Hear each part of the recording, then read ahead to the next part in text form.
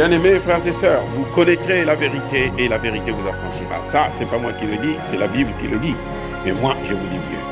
Vous connaîtrez la vérité historique, notamment celle de vos ancêtres kémites, et vous aurez une vision globale de ce que c'est que la vraie souveraineté politique. J'ajoute, vous reviendrez à la spiritualité africaine ancestrale et vous comprendrez les enjeux de l'indépendance économique. Et pour terminer, vous accepterez votre identité culturelle kémite et vous obtiendrez deux choses. La première, c'est la paix. La seconde, c'est le développement, à une condition. L'unité de toute l'Afrique noire, l'unité de tous les Noirs du monde entier. Otep à tous, bienvenue sur la chaîne des panafricanistes par essence, par conviction et par excellence. Celle des citoyens kémites par nécessité et obligation de combat. Nous sommes une chaîne qui n'est guidée que par nos ancêtres et rien que par les ancêtres qui appartiennent à l'égrégore du monde noir. Par conséquent, nous ne croyons en aucun Dieu venu de l'étranger. Toutefois, cette vidéo n'est aucunement destinée à inciter à la haine ou à la violence, car nous menons un combat qui est d'abord et avant tout spirituel, intellectuel et démocratique. Ensuite, il est politique, géopolitique et géostratégique, contre l'impérialisme, le colonialisme, le néocolonialisme et l'endocoloniat, qui sont tous qualifiés de crimes contre l'humanité. Nous menons ce combat sur la base du principe fondamental que nous avons hérité de nos ancêtres kémites, qui est celui de la Mahat, c'est-à-dire solidarité, vérité et justice. Vous êtes donc en droit de connaître la vérité et nous avons l'obligation de vous dire la vérité, rien que la vérité, afin que justice soit rendue au continent africain. Et ça, c'est notre modeste contribution dans cette noble lutte en faveur de la souveraineté, la dignité, la solidarité et l'unité africaine. C'est exactement ça que nous appelons le panafricanisme. Bien-aimés frères et sœurs, vous savez que le Sénégal est en train de préparer la guerre au Niger. C'est dommage et c'est incompréhensible que le Sénégal s'engage dans une guerre alors qu'au même moment, il n'y a pas très longtemps, près d'une quarantaine de Sénégalais, de jeunes Sénégalaises et Sénégalais, se sont noyés encore dans la mer. Une trentaine parmi eux ont été sauvés. Pourquoi ces jeunes-là sortent? Pourquoi ces jeunes partent? Pourquoi ces jeunes fuient le pays? S'ils avaient un avenir au Sénégal, ils n'allaient pas se permettre d'aller tenter une aventure à l'étranger, et notamment dans des pays là où, ces pays d'où vient notre misère. Parce que notre misère, en fait, ce n'est pas que nous sommes pauvres, nuls, non. C'est une misère qui nous est imposée. Par qui?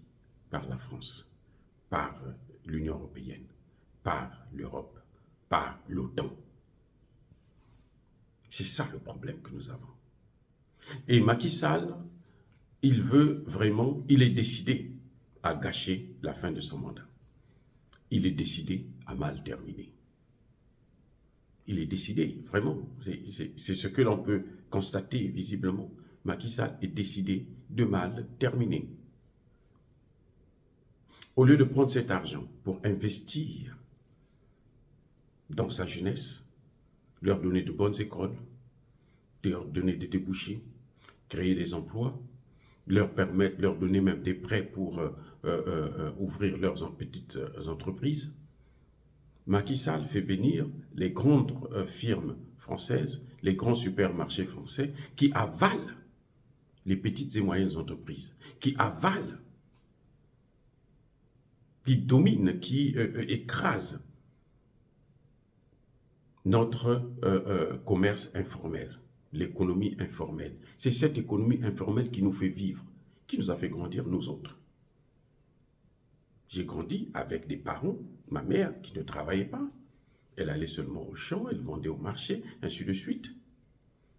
Et c'est avec ce qu'elle faisait là, ces activités, qu'elle a pu nourrir ses enfants, les envoyer à l'école. Et moi, je suis allé jusqu'au doctorat. Avec le peu de ressources que cette femme-là obtenait en vendant au marché l'arachide, la pâte d'arachide, le foufou et tout. Qu'est-ce qu'elle n'a pas fait? La petite couture, ainsi de suite. Et c'est ça l'économie. Si nous arrivons à nous en sortir, c'est à cause de ça. C'est pour ça que le FMI et la Banque mondiale ne nous a pas encore mis à genoux. Donc, ce que ces pays-là sont en train de faire maintenant, c'est de chercher à casser cette économie informelle. On amène un grand supermarché qui va vendre nos produits. Dieu merci que dans les supermarchés là, ce sont les Occidentaux eux-mêmes qui vont acheter là-bas. Ça c'est un. Deux, ce sont les petites familles privilégiées qui vont acheter là-bas.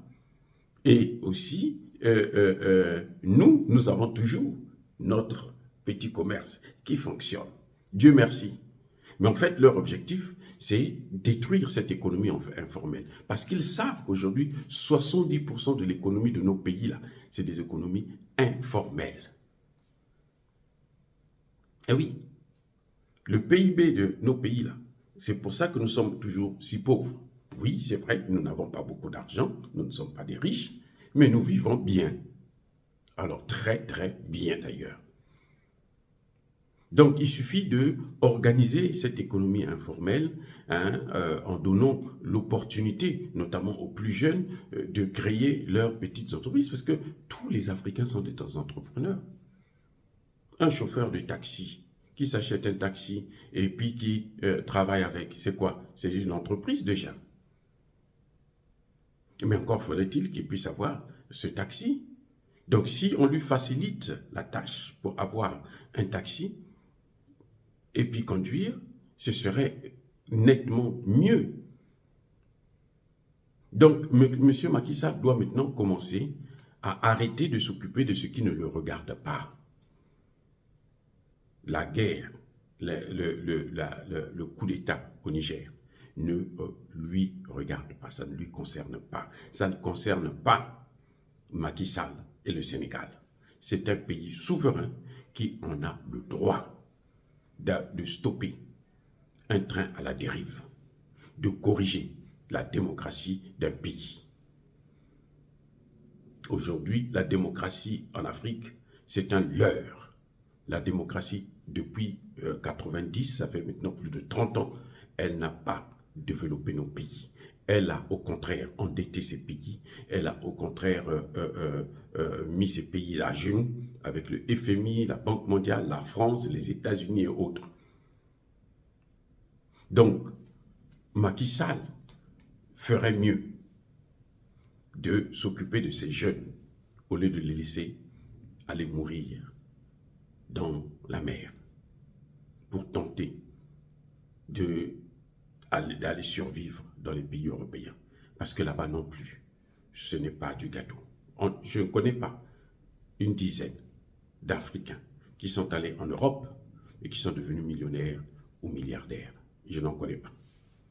Peut-être que vous en connaissez, mais il y en a qui ont des affaires, qui font des affaires et autres, mais c'est juste pour la survie. Nous vivons là-bas dans ces pays, nous savons ce que c'est.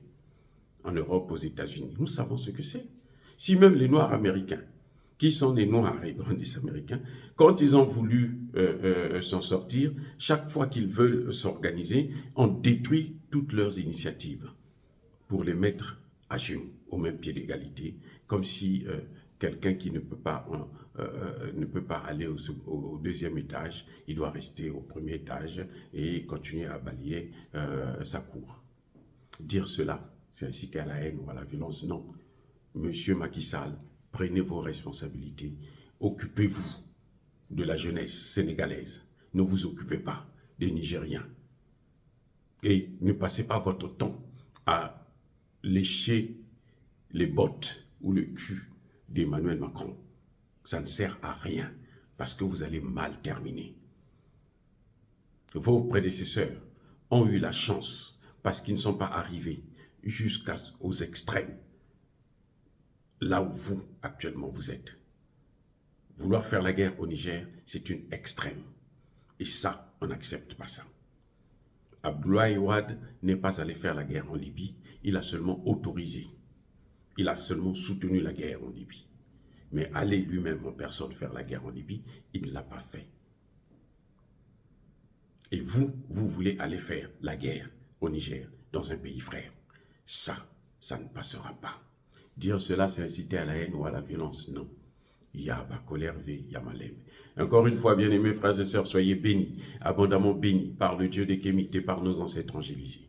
Mais que tous ceux qui persécutent le continent africain, le pillent et le déstabilisent, qu'ils soient noirs, blancs, chinois, arabes, indiens, qui qu'ils soient maudits, punis, foudroyés, neutralisés, écrasés, effacés par ce Dieu des Kémites et par nos ancêtres angélisés.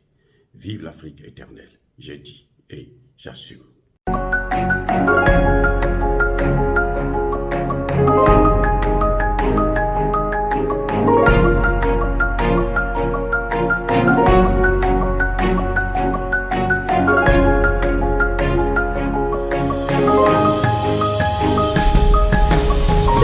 Eux, ils marchent par la foi et non par la vue. Mais moi, je vous conseille vivement de marcher par la connaissance scientifique et historique, notamment celle de nos ancêtres kémites, par les 5 sens et par l'intelligence. Abou Abia.